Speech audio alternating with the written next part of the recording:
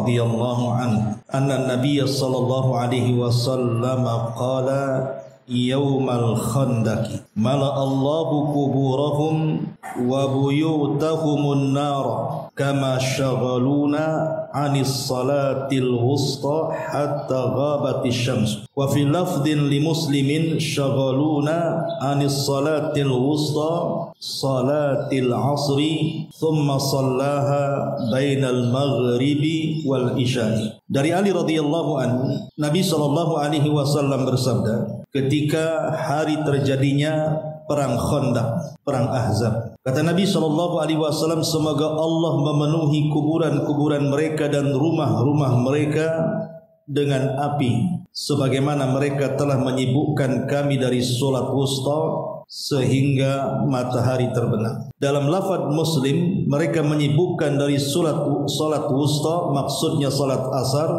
kemudian Rasul salat asar di antara maghrib dan isya. Walahu an Abdullah bin Mas'ud qala, dan juga dari sahabat Abdullah bin Mas'ud radhiyallahu anhu, dia mengatakan, habasal musyrikuna Rasulullah sallallahu alaihi wasallam 'anil asri hatta ihmarratis syamsu aw isfarrat. Orang-orang musyrik telah menahan Nabi sallallahu alaihi wasallam dari salat asar sehingga matahari memerah atau menguning. Faqala Rasulullah sallallahu alaihi wasallam syaghaluna anis salatil wusta salatil asr. Mereka telah menyibukkan kami dari salat wusta yaitu salat asar. Mala Allahu ajwafahum wa kuburahum nar. Semoga Allah subhanahu wa ta'ala memenuhi mulut-mulut dan kubur-kubur mereka dengan api. Aw hasyallahu ajwafahum wa kuburahum nar, atau Allah mengisi rongga-rongga mulut mereka atau kuburan-kuburan mereka dengan api. Ma'asyiral muslimat yang dimuliakan Allah subhanahu wa ta'ala, hadis ini menjelaskan kepada kita tentang satu salat yang merupakan barometer dari semua salat 5 waktu yang diperintahkan kepada kita. Apa itu? Salat wusta. Dan salat wusta ini diisyaratkan di dalam Al-Qur'anul Karim, di mana Allah Subhanahu wa taala berfirman, "Hafidhu 'alas salawati was salatil wusta." Jagalah oleh kalian 5 waktu salat itu, terutama salat wusta. Kita tahu bahwa salat wusta itu kan bagian daripada salat wajib. Tapi kenapa kemudian dikhususkan penyebutannya dari semua salat yang 5 waktu? Kenapa Allah Subhanahu wa taala tidak katakan hafidhu 'alas salawat al-khamsa? Jagalah oleh kalian 5 waktu salat. Tapi Allah Subhanahu wa taala justru mengkhususkan salat wusta dari 5 waktu salat ini. Secara kaidah usul, penyebutan khusus secara umum setelah penyebutan umum itu adalah keistimewaan dari yang dikhususkan. Contoh umpamanya ketika Allah Subhanahu wa taala berfirman tentang penyebutan malaikat Jibril dari seluruh para malaikat, di mana Allah mengatakan inna anzalnahu fi lailatul qadr wa ma adraka ma lailatul qadr lailatul qadri khairum min alfi syahrin tanazzalul malaikatu warruh. Di sini ada kalimat ruh, maksudnya ruh ini adalah Jibril. Lah bukankah Jibril itu bagian dari para malaikat? Kenapa dikhususkan? Kenapa dikeluarkan dari kalimat malaikat? Ini namanya penyebutan khusus setelah penyebutan umum. Karena Jibril ini berbeda dari seluruh malaikat. Dia adalah pemimpinnya. Maka sebagaimana Jibril adalah pemimpin bagi para malaikat yang menentukan tugas-tugas bagi para malaikat yang diperintahkan Allah Azza wa Jalla, maka posisi salat wusta juga sama. Dia menentukan salat-salat yang lain. Kalau seseorang kemudian bisa menjaga salat wusta, maka dia bisa menjaga salat-salat yang lainnya. Tapi kalau dia tidak mampu untuk menjaga salat wusta, maka pada salat-salat yang lainnya akan mudah untuk diremehkannya. Masalahnya, salat wusta itu salat apa? Karena salat itu kan 5 waktu. Ada zuhur, ada asar, ada maghrib, ada isya, ada subuh. Lah salat wusta itu yang mana satu? Kalau berdasarkan hadis yang kita baca, 2 riwayat yang kita baca ini, bahwa salat wusta itu adalah salat asar. Salat wusta adalah salat asar. Artinya siapa yang menjaga salat asar dengan baik, maka dia mampu menjaga salat-salat yang lain. Kenapa kemudian salat wusta itu dipilih salat asar? Karena berdasarkan nas, Rasul sendiri yang bicara. dalam hadis ini. Jadi kasusnya adalah ketika terjadi perang Khandaq atau perang Ahzab dalam Al-Quran. Khandaq itu artinya parit.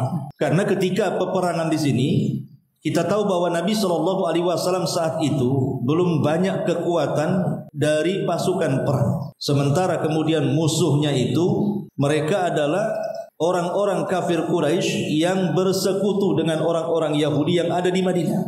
Belum lagi orang-orang munafik dari dalam. Sementara kemudian peperangan ini terjadi di kota Madinah, tidak di luar Madinah. Biasakan Rasul kalau perang di luar Madinah. Ini kejadiannya di kota Madinah. Karena posisinya Rasul bukan menyerang tapi diserang. Lah Nabi SAW tentu tahu kemaslahatan penduduk Madinah. Kalau diserbu maka akan membahayakan banyak manusia, di mana yang mati bukan hanya tentara-tentara saja, tetapi wanita-wanita, anak-anak, orang-orang tua dan yang tidak sanggup untuk berperang, mereka bisa jadi korban. Sementara Rasul belum punya hibrah pengetahuan soal taktik perang dalam kota. Makanya kemudian Nabi SAW memanggil para sahabat untuk berdiskusi tentang taktik perang. Disinilah kemudian tampil seorang sahabat namanya Salman Al-Farisi radhiyallahu anhu. Karena dia adalah orang Persia, artinya dia punya pengalaman peperangan yang ada di Persia. Maka Salman pun mengatakan kepada Nabi SAW, dalam kondisi kita diserang dan di perkotaan, sebaiknya wahai Rasul, kita buat parit saja untuk menahan musuh. Karena posisi kota Madinah itu seperti ini. Posisi kota Madinah itu samping kanan itu bukit, samping kiri juga bukit. Sementara belakang itu kebun kurma yang sangat luas sekali, sehingga kemungkinan musuh itu menyerang hanya dari depan saja. Karena mereka kalau menyerang dari kiri kanan akan kesulitan karena ada bukit masalahnya. Lah dari situlah kemudian Salman Al-Farisi bercerita, kami kalau dalam kondisi seperti ini di Persia sana, maka kami akan buat parit untuk menghadang musuh. Disitulah Nabi SAW akhirnya mengikuti saran daripada Salman Al-Farisi. Mulailah Rasul menggerakkan para sahabat dan Rasul sendiri yang memimpin untuk membuat parit panjang dan sangat lebar dan dalam itu. Makanya kemudian perangnya disebut perang parit, atau bahasa Arabnya disebut perang Khandaq. Kenapa Quran membahasakan perang Ahzab? Ahzab itu artinya kelompok-kelompok, karena yang menyerang Rasul itu bukan satu kelompok. Ada orang musyrik, ada orang Yahudinya, ada orang munafiknya. Makanya karena banyak kelompok yang menyerang dari banyak kabilah, maka perang itu juga disebut perang Ahzab. Jadi bisa dikatakan Ahzab, bisa dikatakan Khandaq. Kenapa disebut Khandaq? Karena memang arti Khandaq itu parit artinya. Karena dalam peperangan ini Rasul menggunakan taktik menggunakan parit. Lah saat musuh datang dari depan itu, mereka berusaha untuk meloncati parit yang sangat lebar itu, sehingga kuda-kuda mereka tidak sanggup meloncat. Setiap meloncat masuk dalam parit kudanya. Ketika mereka masuk ke parit, maka langsung diserang dengan panah-panah itu. Lah Nabi SAW berusaha untuk menjaga parit itu, jangan sampai kemudian ada musuh yang sanggup meloncat parit. Ini kan membahayakan masalahnya. Makanya sebelum musuh-musuh itu loncat ke luar parit dan masuk ke kota Madinah, maka Nabi SAW menjaga di depan parit tersebut dengan melempari anak panah, tombak dan yang semacamnya, supaya jangan sampai mereka masuk. Lah ketika kemudian lewat waktu asar, musuh tidak berhenti, terus saja mereka meloncat parit, sehingga Nabi SAW terus menyerang. Tidak mungkin dalam kondisi seperti Nabi SAW hentikan para sahabat kemudian melaksanakan sholat asar, kan begitu. Maka ini akan berikan kesempatan musuh masuk. Makanya kemudian Rasul tetap bertahan. Rupanya waktu terus berjalan sampai matahari pun memerah, menguning, akhirnya tenggelam. Ketika terbenam matahari itu, Rasul dan para sahabat belum sholat asar nih.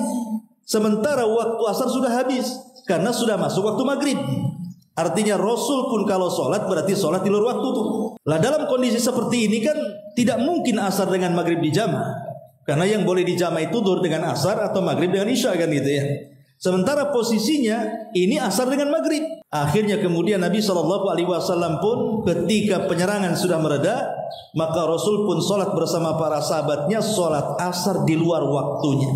Di luar waktu maksudnya setelah antara maghrib dan isya. Nah, itu Rasul asar, baru kemudian maghrib, kemudian menjelang isya Rasul pun sholat isya. Berarti Rasul sholat asar di waktu maghrib. Lah para ulama mengatakan hukum melaksanakan sholat di luar waktu itu pada dasarnya kan tidak sah. Dan Nabi SAW sendiri yang mengatakan kan gitu. Tetapi dalam waktu, dalam tempo-tempo tertentu saat darurat, maka dibolehkan. Jadi saat darurat itu dibolehkan seseorang sholat di luar waktunya yang tidak ada hubung kait dengan jama ya.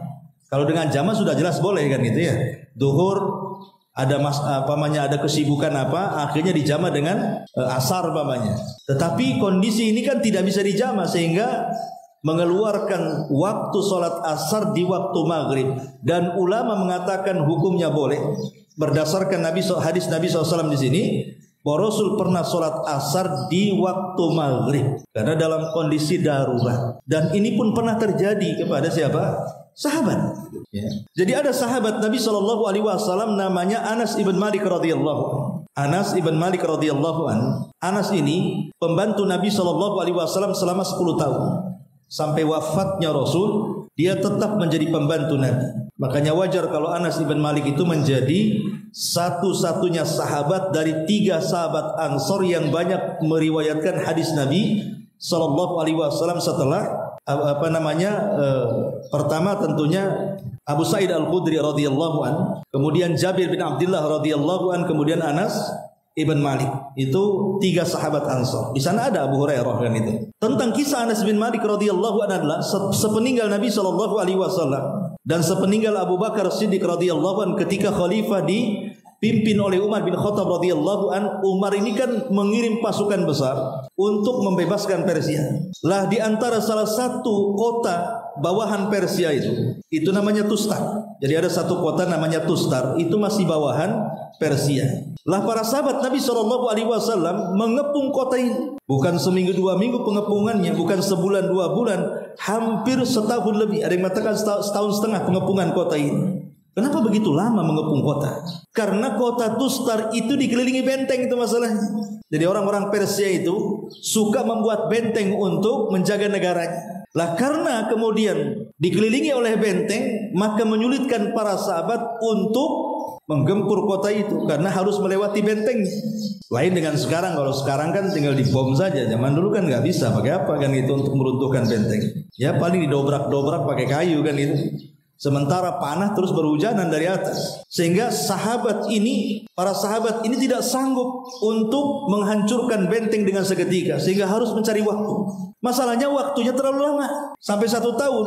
Pengepungan itu Bu, kalau seandainya terlalu lama bisa mengalami kekalahan. Kenapa? Karena kan tidak cukup perbekalan. Namanya orang mengepung kan perlu makan, perlu minum, perlu apa kan. Bisa saja nanti pulang tanpa kemenangan. Tetapi Allah Subhanahu wa taala berkehendak lain. Setelah para sahabat mengepung hampir 1,5 tahun kota Tustar ini, ya, Allah takdirkan benteng itu bisa dirobohkan tepat di waktu subuh. Di waktu subuh benteng itu roboh. Lah para sahabat Nabi SAW yang sudah menunggu 1,5 tahun menunggu benteng itu roboh kan tidak mungkin menyia-nyiakan. Maka mereka langsung menyerang sementara mereka belum subuh.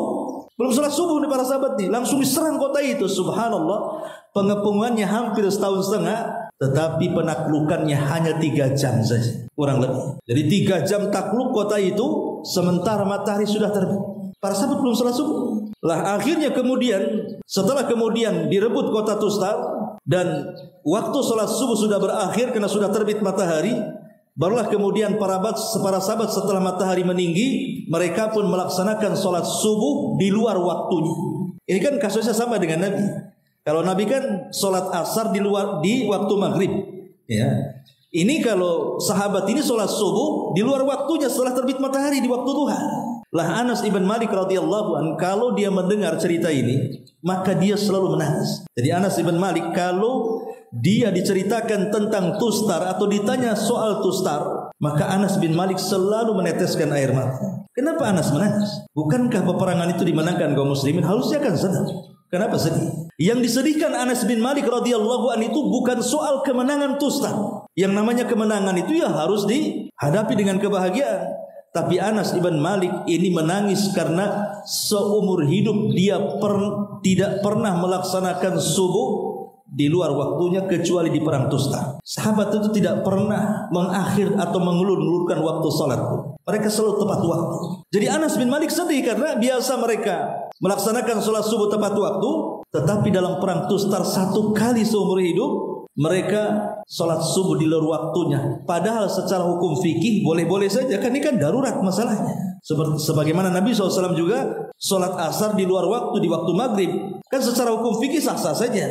Tetapi begitulah para sahabat, mereka memuliakan salat. Pada satu kali mereka salat subuh di luar waktu, tapi menjadi sebuah tangisan seumur hidup Anas ibn Malik radhiyallahu anhu. Masyarul muslimat yang dimuliakan Allah Subhanahu wa taala. Jadi dari sini kita tahu hadis ini bahwa salat wusta itu artinya salat asar berdasarkan nas. Rasul sendiri yang bicara. Ini satu pendapat. Pendapat yang kedua, yang dimaksud salat wusta di sini bukan salat asar tetapi salat subuh. Wusta itu kan artinya pertengahan. Jadi salat pertengahan itu artinya salat subuh.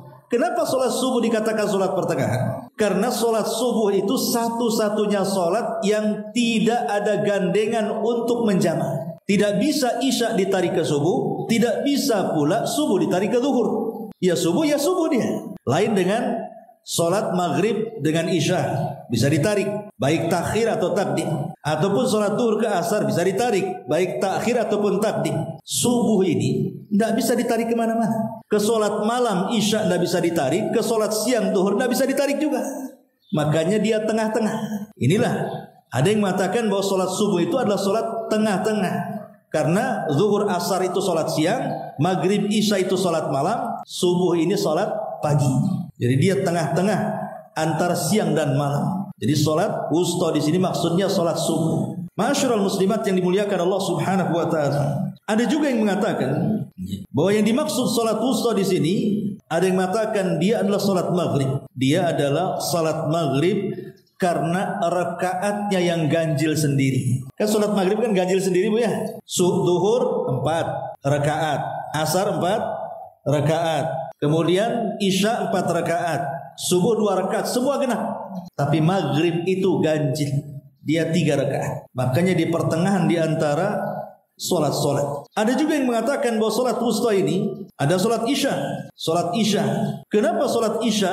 Sebagian para ulama mengatakan karena Nabi SAW pernah berkeinginan untuk memerintahkan para sahabat dan juga kaum muslimin melaksanakan solat isya itu diakhirkan. Maksudnya di pertengahan malam, bukan di jam 7, bukan, tapi di jam 12, di pertengahan malam. Kenapa di situ di pertengahan malam? Karena memang para malaikat sudah mulai turun di pertengahan malam dan puncaknya di sepertiga malam akhir. Ada juga yang mengatakan bahwa itu solat isya. Tetapi ya ada kemungkinan solat wusta itu bisa 5 waktu.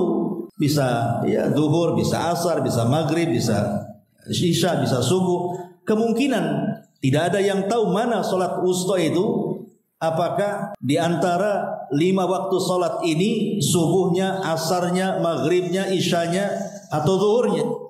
Tetapi pendapat yang kuat wallahu alam, kebanyakan para ulama ketika mereka membahas salat wusta itu diisyaratkan kepada 2 salat. Pertama salat asar, yang kedua salat subuh. Jadi para ulama kebanyakan mereka mengisyaratkan bahwa salat wusta itu adalah salat asar dan salat subuh. Kenapa? Karena 2 salat inilah yang paling banyak keutamaannya. Adapun salat asar, di antara keutamaannya adalah pertama bahwa salat asar ini adalah salat yang Rasul sallallahu alaihi wasallam memberikan jaminan orang yang menjaganya akan masuk surga. Dan itu disebutkan di dalam hadis Nabi sallallahu alaihi wasallam di mana Nabi SAW mengatakan man hafadha ala baradaini dakhalal jannah. Man hafadha ala baradaini dakhalal jannah. Siapa yang menjaga salat barad, salat yang cuacanya mendingin, 2 salat yang cuacanya sudah mulai mendingin, maka Allah Subhanahu wa taala jamin dengan surga. Sebagian para ulama mengatakan maksudnya baradaini di sini adalah salat asar dan salat subuh. Siapa yang menjaga salat asar dan salat subuh maka Rasul SAW katakan dakhalal jannah, maka dia akan masuk surga. Ini yang pertama. Kemudian yang kedua, di antara keistimewaan salat asar juga bahwa salat asar ini orang yang meninggalkannya bisa menjadikan pahalanya gugur. Jadi semata-mata ibu meninggalkan salat asar ini bisa menggugurkan pahala. Dan ini disebutkan di dalam hadis Nabi SAW, barang siapa man fatathu salatul asri, barang siapa yang luput dari salat asar, faka'annama man fatatku salatul asri habita amaluhu. Barang siapa yang luput salat asar, maka amalannya akan digugurkan Allah Subhanahu wa taala.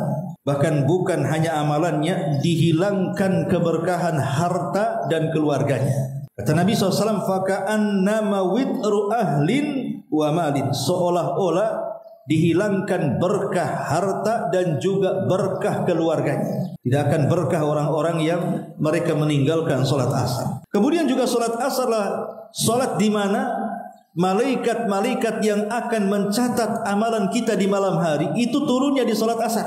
Jadi Allah Subhanahu wa taala mengutus malaikat-malaikat yang akan mencatat. Malaikat pencatat itu kan ada 4. Pertama Raqib, yang kedua Atid. Ini 2 yang selalu ada di samping kiri kanan kita. Kemudian yang 2-nya adalah malaikat hafadzah. Wa inna 'alaikum lahafidhin kiraman katibin. Malaikat hafadzah, malaikat yang senantiasa mencatat amalan kita, dan itu ada 2, ada yang mencatat di siang hari dan ada yang mencatat di malam hari. Lah yang mencatat di malam hari itu kapan turunnya? Di waktu manusia sedang sholat asar. Jadi ketika manusia sedang sholat asar, maka mereka pun mulai mencatat amal kebaikan kita. Di waktu yang sama, malaikat yang mencatat amal kebaikan kita di siang hari, mereka pun naik ke langit. Makanya sholat asar itu dicatat 2 malaikat. Malaikat yang mencatat perbuatan kebaikan kita di siang hari, dan malaikat yang mencatat kebaikan kita di malam hari.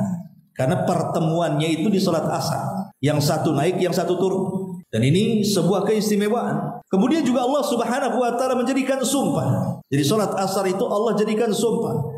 Dan tidaklah Allah bersumpah kepada makhluknya kecuali makhluk itu memiliki keistimewaan di hadapan Allah. Di mana Allah mengatakan wal asri innal insana lafi khusri. Wal asri, sebagian ahli tafsir mengatakan demi waktu asar. Walaupun ada ahli tafsir mengatakan maksudnya di sini zaman, masa. Tapi ada juga yang mengartikan wal asri di sini maksudnya demi waktu asar. Allah tidak mungkin bersumpah dengan sembarang makhluknya kecuali makhluk itu sangat istimewa.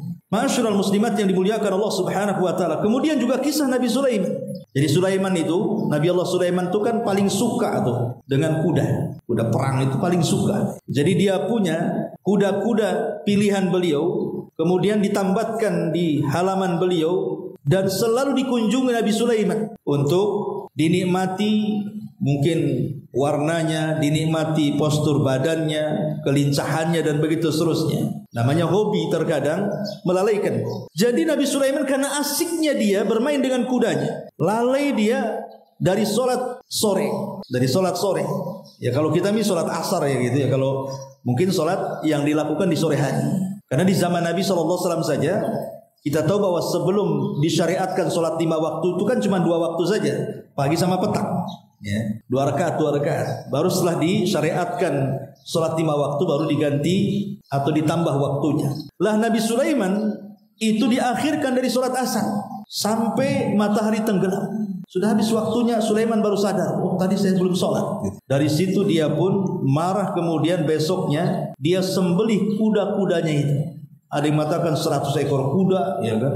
Sembelih semuanya. Dan dagingnya dibagi kepada fuqara wal masakin. Dari sini kata para ulama ketika memberikan satu kisah tentang kisah Sulaiman, karena kan kisah ini disebutkan dalam Quran juga tentang penyembelihan kuda-kuda Sulaiman gara-gara terlalaikan dari sholat asar. Ulama kemudian mengatakan lihatlah bagaimana Nabi Allah Sulaiman alaihi salatu wassalam menyembelih kuda-kuda itu karena sudah melalaikan dari ibadah sholat kepada Allah Subhanahu wa taala. Maka ada sebuah kaidah, man taraka syai'an lillahi awwadallahu khairan minhu. Barang siapa yang meninggalkan sesuatu karena Allah, Allah pasti akan ganti sesuatu itu dengan yang jauh lebih baik lagi. Seperti Nabi Sulaiman, karena kuda-kuda itu sudah melalaikan, ya sudahlah saya sembelih saja. Gak apa-apa saya tidak punya kuda. Dia tinggalkan kuda-kuda itu.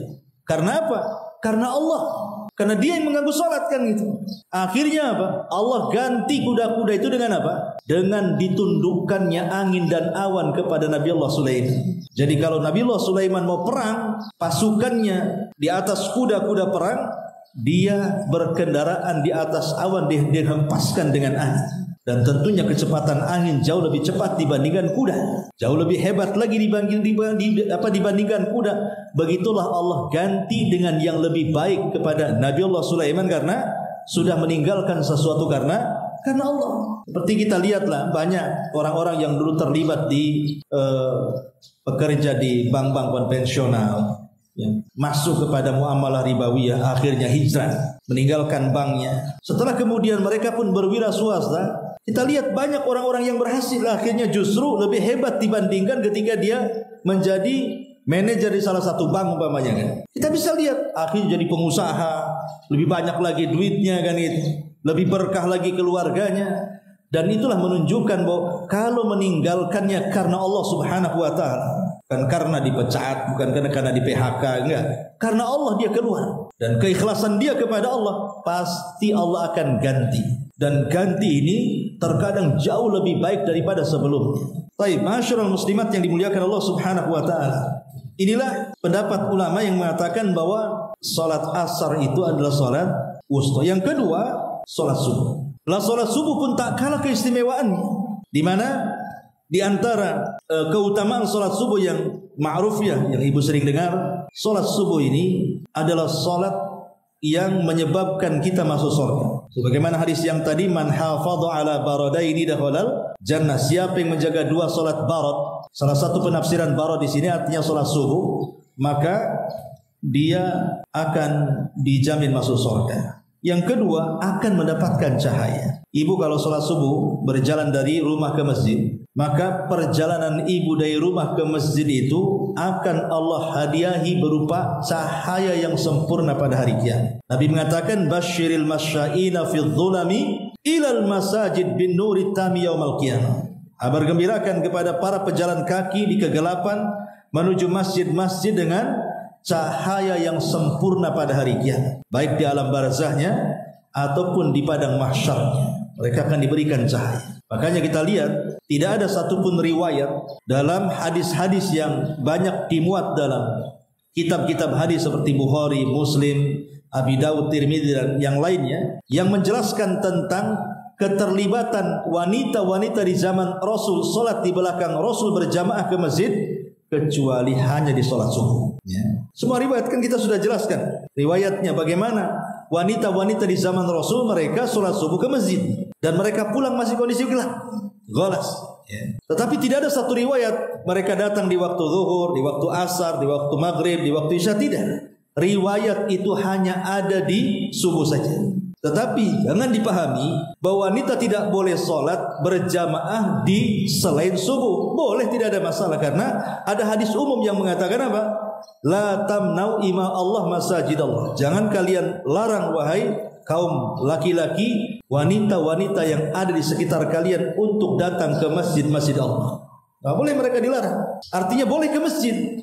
Tapi yang saya ingin katakan maksudnya wanita-wanita di zaman Nabi, mereka tidak ada riwayat solat jamaah ke masjid kecuali di solat subuh, gitu maksudnya. Boleh jadi karena solat subuh ini banyak faktor. Salah satunya adalah angin yang membawa keberkahan yang disebut dengan angin soba. Jadi mereka para sahabiah, mungkin bahasa kitanya sekalian olahraga kan itu ya, jalan kaki ke masjid kemudian pulang berjalan kaki sekalian olahraga. Karena di situ ada angin soba.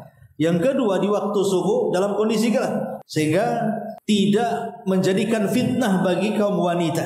Tapi kalau di siang ini kan, kalau ke masjid nampak pakaiannya umpamanya kan, pakaiannya bagus, menor dan begitu seterusnya.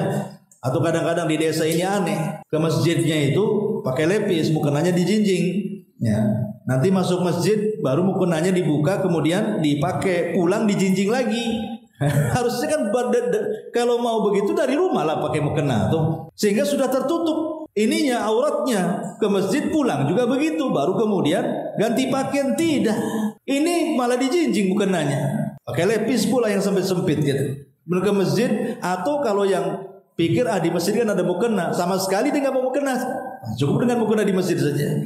Lah ini kan masalah.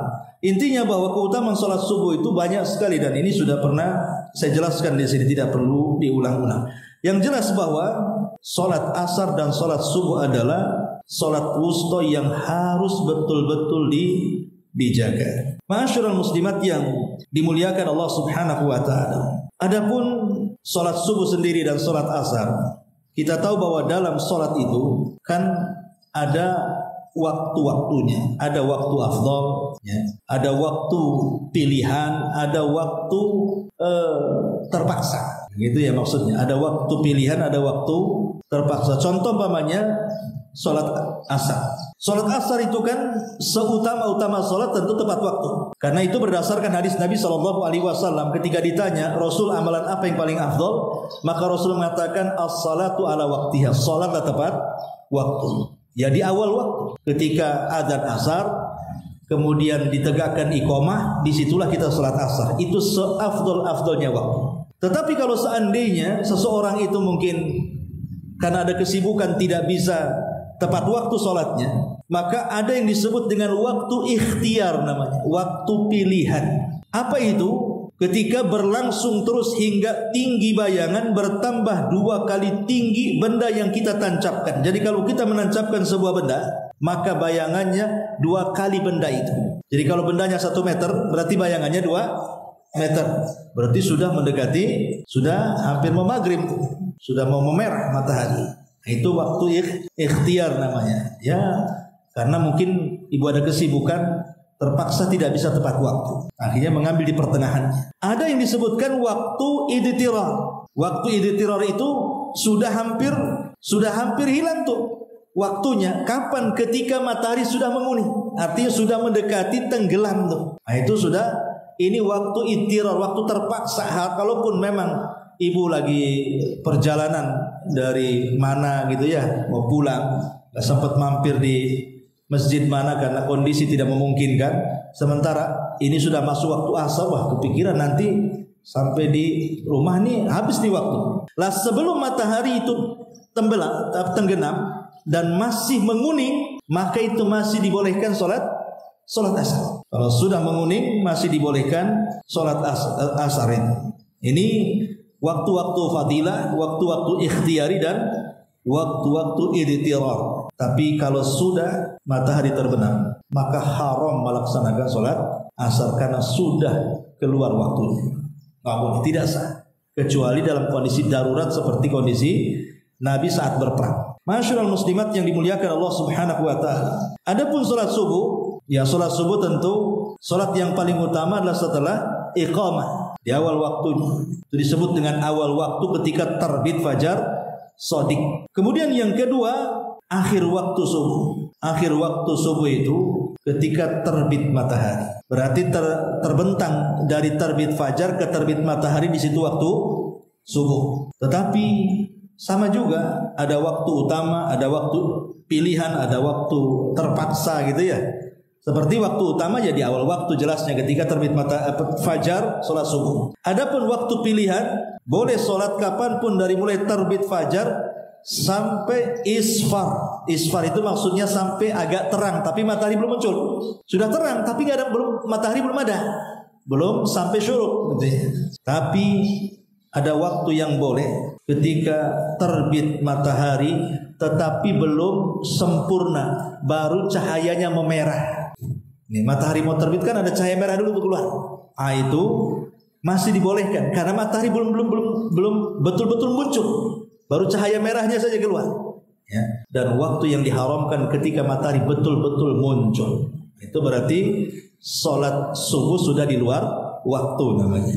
Nah ini diantara faedah 2 hadis tentang sholat wusta. Wallahu a'lam. Baik, sampai di sini.